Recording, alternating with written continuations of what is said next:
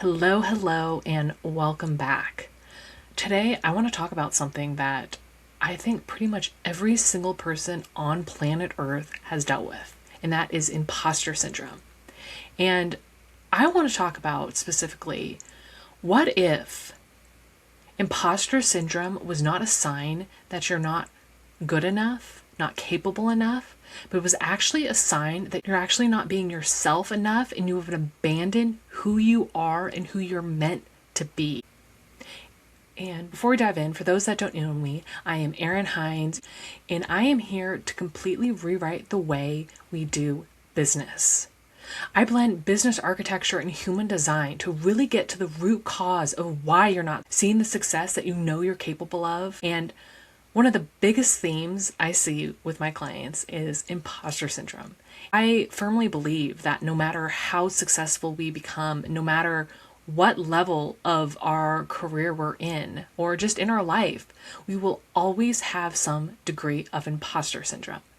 And awareness is the first step, but it's what you do with that awareness. So I really want to dig into what is imposter syndrome, because it's not something to hold you back. It's just something that is. It is a belief, and you can change your beliefs, because I don't think anyone really knows what they're doing. And what I mean by that is we are all trying to figure it out.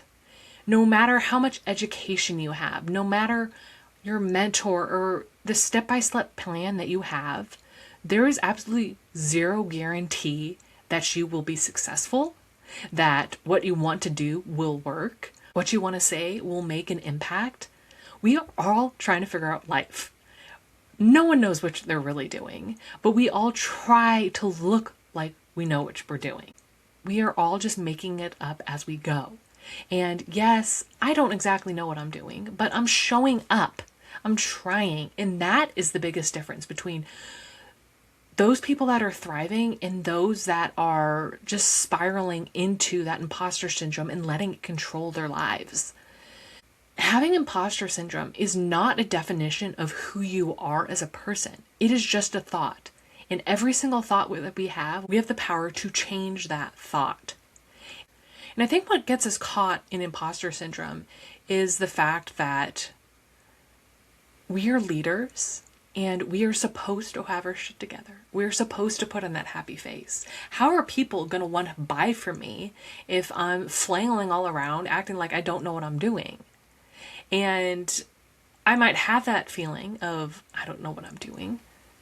I'm recording this and I don't exactly know how this is going to turn out, but I'm showing up.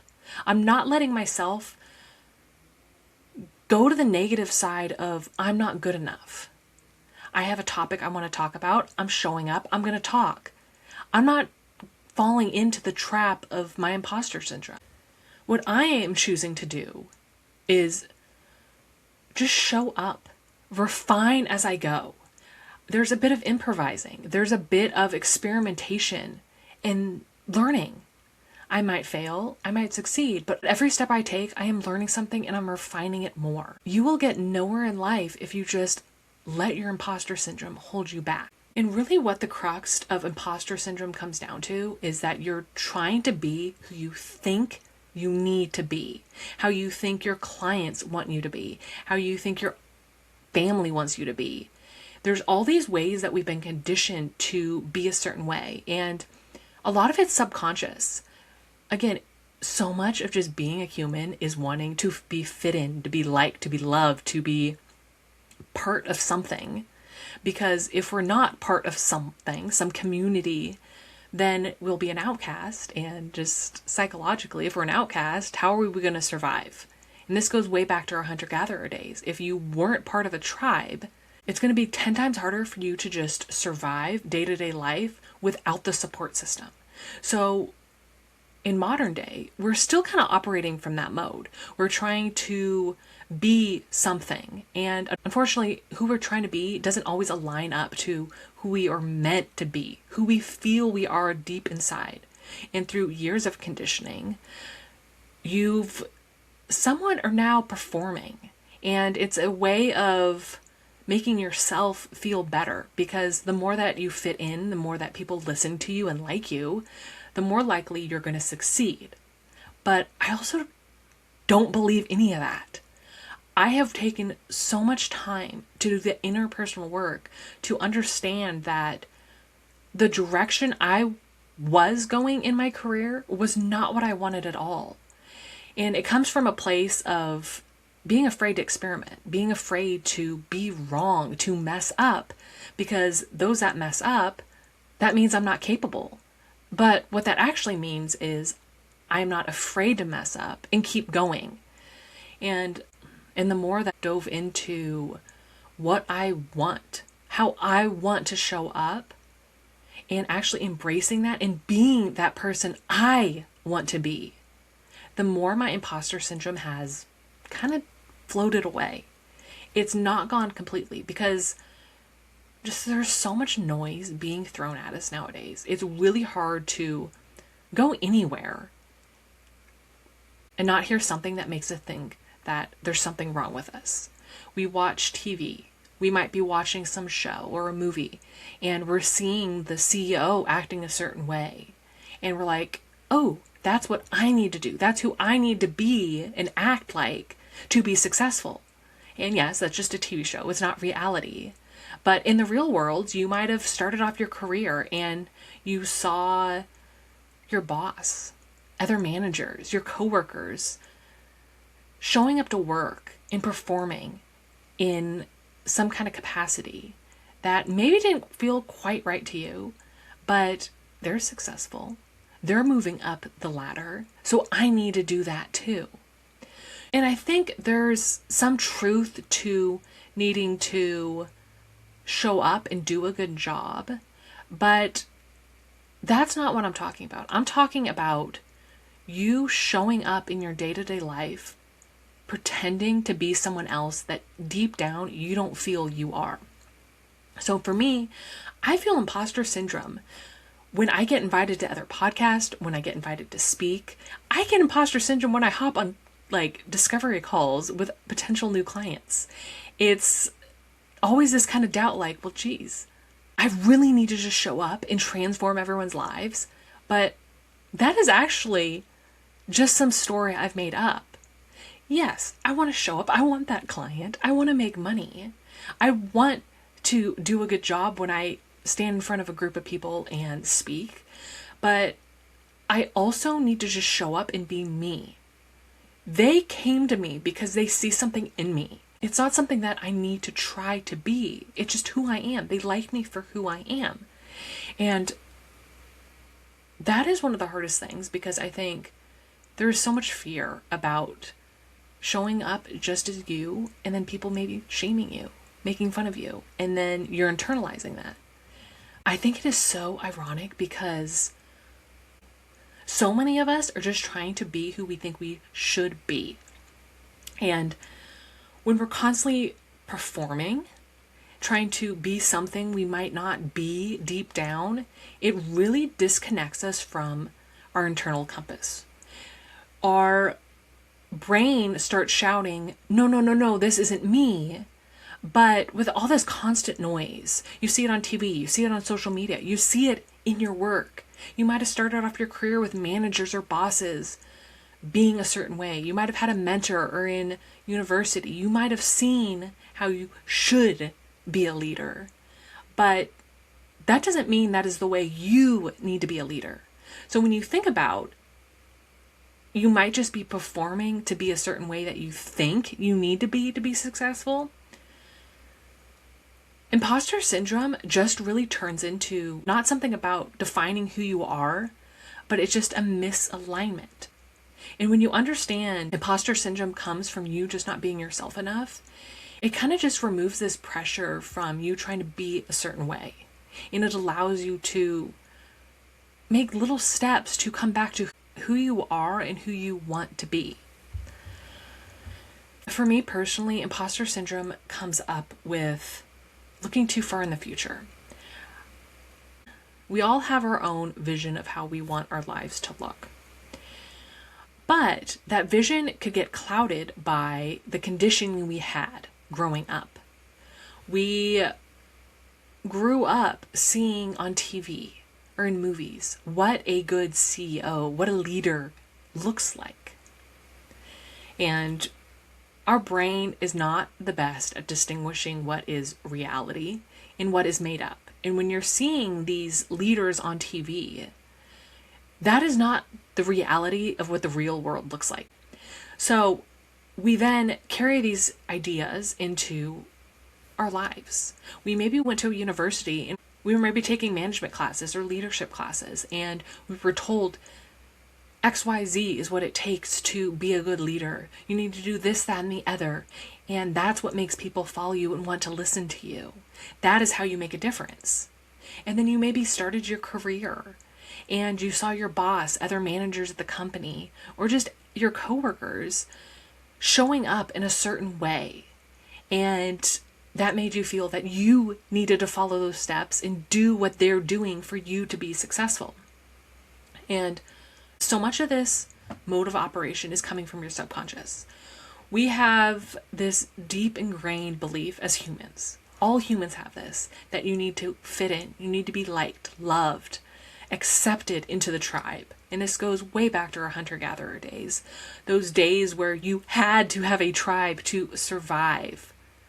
And as humans in the modern era, we kind of have these thoughts. We all want to be liked and loved. I don't think there's one person that deep down truly believes, who cares if I'm not liked? We all want to be liked. That's just part of our DNA.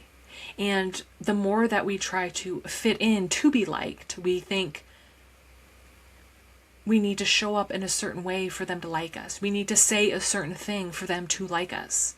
That overflows into this way that we start performing. We get so disconnected from what our body is saying, and we keep showing up in this way that we think we need to show up in to be successful.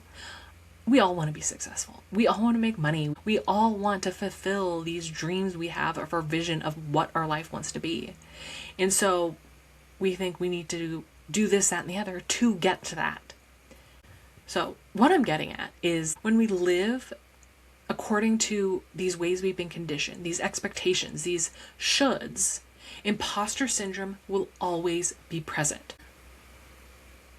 But when you start living how you want to live, how you're designed to live, the sense of I'm wrong dissolves into this pressure release, and that you're able to finally relax and just start operating based on how you're wired to be, how you're wired to make an impact in this world. I deeply believe we are not all meant to be the same. We were all put on this planet for a specific reason, to make a specific impact. And the more that we live by our design, the more that we're able to make that impact with more ease. And I use human design to help me realign to who I am supposed to be, who I am meant to be. And the more that I stay aligned to my human design, life does become easier. I feel less of an imposter. And by no means is this something that just flip a switch and tomorrow your life is changed. This is a constant choice that I want to live my life differently. I don't want to be like anyone else. And part of my human design specifically tells me that. I hate trends. I hate following the crowd. I love being different and unique. And so that has not always been easy because I am carving a different path. I am doing something different than everyone else. But the more that I trust what's coming up within me, what I'm wanting, the more that I lean into that and just know it's all going to work out if I do it differently, the more that my life just feels fulfilling. I feel more relaxed when I don't constantly have to show up and perform a certain way. And yes, some of these thoughts still pop up in my head. I do believe we'll always have imposter syndrome, but it's just about, are you going to let the imposter syndrome take over your life and dictate what you do? Are you just going to be aware of it and choose a different way to show up and not let that imposter syndrome run the show? I think this is so important for leaders because this will always show up. And specifically for me, I can't tell you how deeply I do want to help my clients. I want to transform their lives. But it doesn't always play out as easily as I want it to. And what I mean by that is I was on a call with a client and we've been working together for 3 or 4 months and everything was going great. I felt good when I hopped on the call. There was progress she was talking about and how good she felt. But then there was the trigger. She said, I haven't really been doing everything you've told me. My brain immediately went into self-doubt. How did I let this happen? What is wrong with me? I thought this was going well. I turned it internally and made it something about me. What was wrong with me that my client wasn't doing what I said? But in reality, she didn't need to do anything I said. I let those emotions flow through me. But what I didn't do was let them control me. I took a deep breath. I listened to her. I really heard what she was saying. I kept breathing, staying calm and present. I wasn't getting to the future of, oh my gosh, this client's not getting results. How am I ever going to be successful if I can't get results for clients? No, I stayed calm. I breathed. I let these emotions flow through me. I was not going to let them control me. Because deep down, I know I am not a fraud. I am so confident in what I do. I deeply believe in what I do, in the transformation I make. And that is the place that I stood in. I am not a fraud. I am not a fraud. I'm not a fraud. Let's hear what she has to say. I wasn't going to make a story about what was happening. I want to hear what she has to say. Because in the reality, she was making results. She was listening and implementing what I was telling her in a way that worked for her. I jumped to conclusions and saying that what she meant was she wasn't doing anything. She wasn't getting a transformation. This was pointless. Why did she pay me? When in reality, she was saying, thank you for showing me a different way to lead. I am taking what you're saying, but I'm modifying it and refining it to work for me. And that is the most empowering thing. I don't want anyone, no matter who you are. If you're just listening to this, if you're a paying client, I want you to take everything I'm saying and use it in a way that's beneficial for you. I don't want you to take a step-by-step plan for me. Listen to what I have to say and adapt it to your life. But back to the story with the client.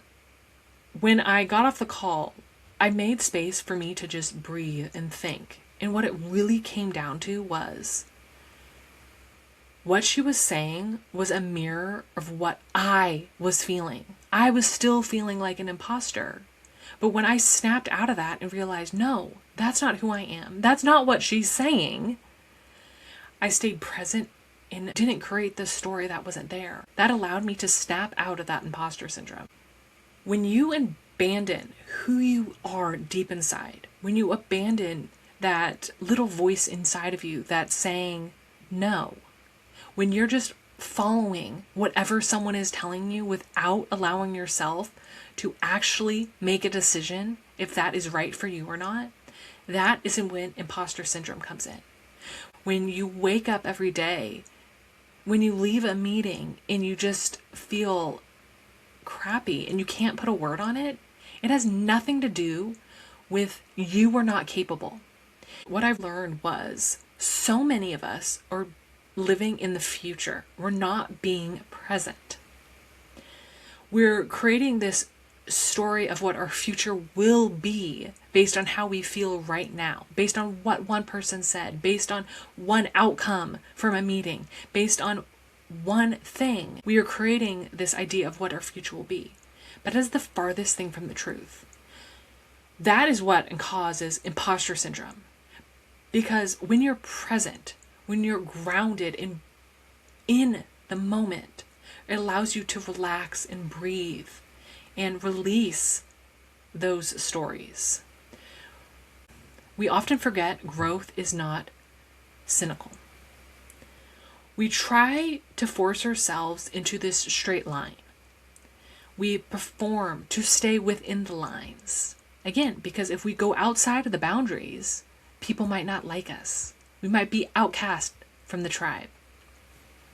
And that is what causes imposter syndrome. When you start feeling like an imposter, I want you to come back to the present moment. Realize that's just a thought. I am capable.